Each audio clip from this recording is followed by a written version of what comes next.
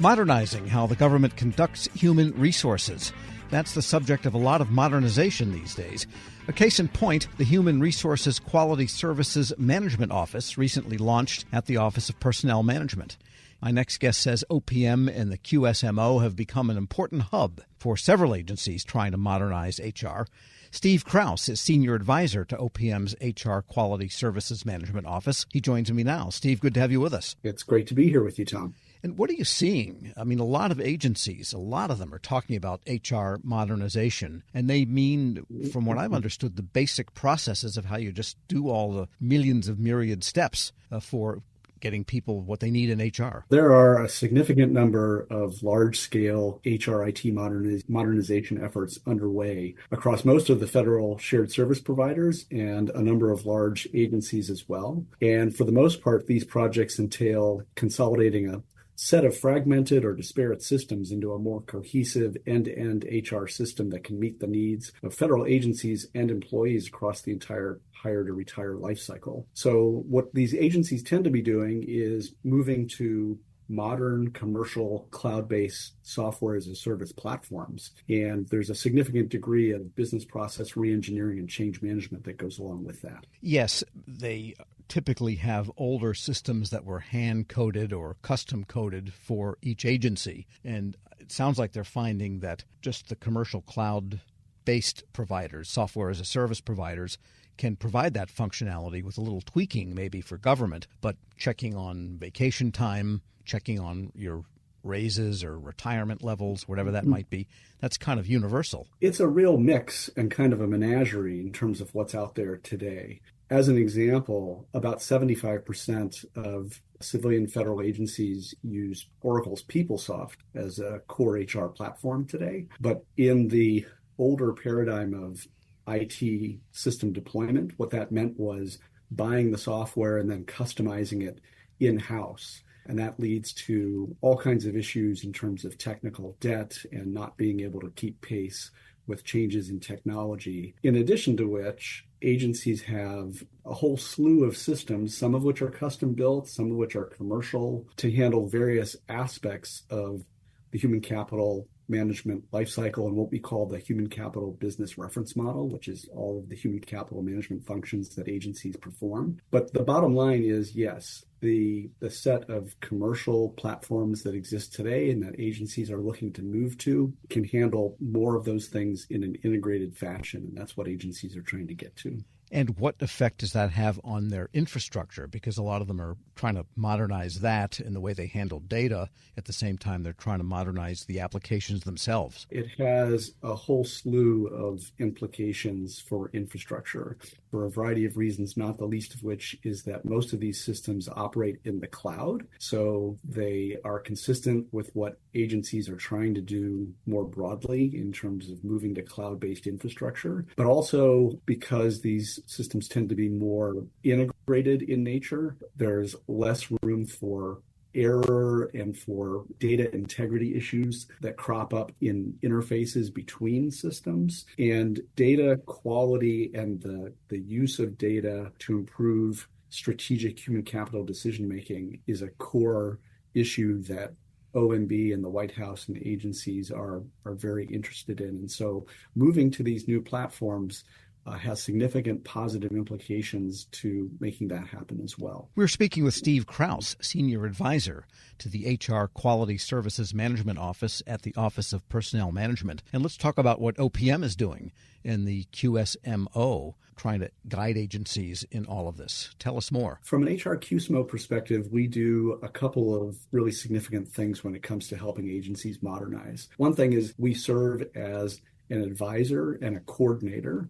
So, you've got a number of agencies that are all sort of moving in the same direction. They're all looking essentially at the same commercial platforms. So they're all kind of heading to relatively similar destinations. And we work among all of those agencies and with our counterparts at OMB to help coordinate this effort on a government-wide basis.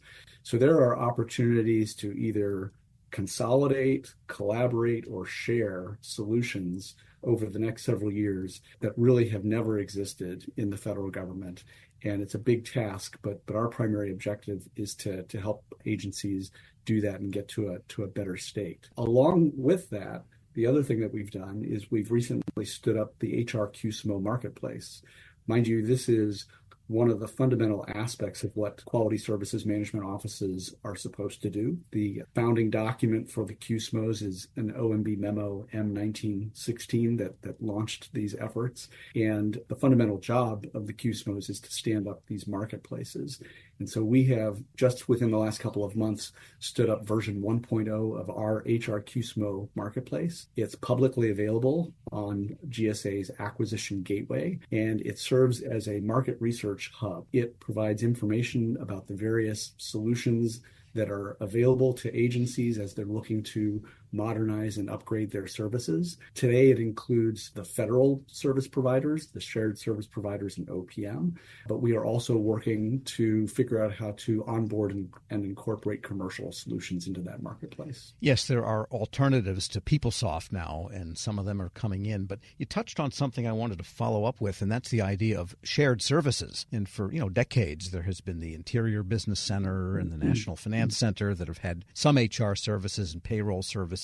Where does the shared services ideal, if you will, play into all of this? And is it possible for a single solution to serve many agencies? Well, it absolutely is. And the HR shared services marketplace is actually probably, in some respects, the most mature shared services marketplace that we have. With OPM and OMB's help and insistence, we consolidated the payroll provider marketplace some 20 years ago from 26 payroll providers down to 4, one of the great success stories in terms of federal shared services.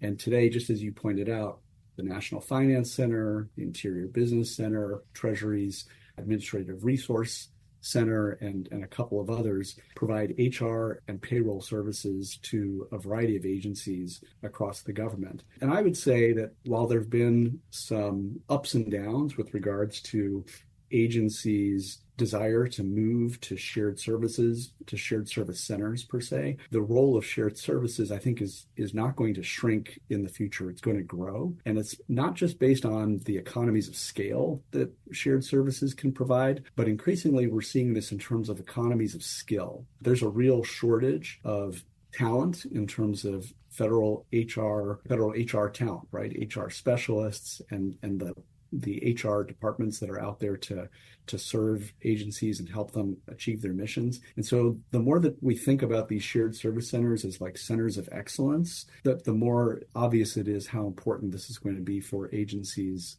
to achieve their missions in the future. And you see the shared services providers themselves changing. For example, Interior has got these big cloud contracts that they are almost cloud brokers, and that becomes the shared service rather than interior mainframes, so to speak. Yeah, that's true. I mean, there's opportunities to turn all kinds of things into shared services, right? The fact that agencies have similar needs, and once you have an entity like the Interior Business Center or the National Finance Center who have the business model, quite frankly, and the infrastructure to be able to transact with various agencies and to get them the services that they need. Frankly, it doesn't have to be limited to HR shared services. 2 questions in one. Who initiates an agency's journey toward a modernized HR, and where should they go first? Should they go to the GSA marketplace or should they go to OPM? It kind of depends on where they are in the ecosystem.